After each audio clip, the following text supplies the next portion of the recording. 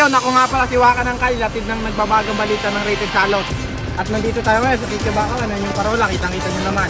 At magtatanong tayo kay Kakausa, pasok! Yun na nga mga kusa, ito nga pala nagbabagang balita at sa inyo ng Rated Salot. Maraming salamat sa iyo, yawa ka ng Kyle. At andito nga pala tayo sa aking luran. Kitang-kita nyo naman ang lakas ng agos sa ilog natin. At hindi natin matadyak kung anong lakas yan at meron mga nangaahod na bangka. At sa kasalukuyan, wala pa namang kasunod pero para natiliin natin magkakaroon. Kaya ito, inaabangan nga natin ang lakas ng hangin at dumaragas ang ulan. Sa puki ng inang bagyo na to. Kaya mag-i-interview tayo ng mga taga rito kung ano bang pwede natin itanong. Kaya ito, may nakita tayo dito. Tingnan natin si Manong kung anong ginagawa niya rito sa gilid ng dike. Kanya, Manong, kumusta na nga pala ang alagain mo? Ano nga pala makasabi natin sa bagyo ngayon?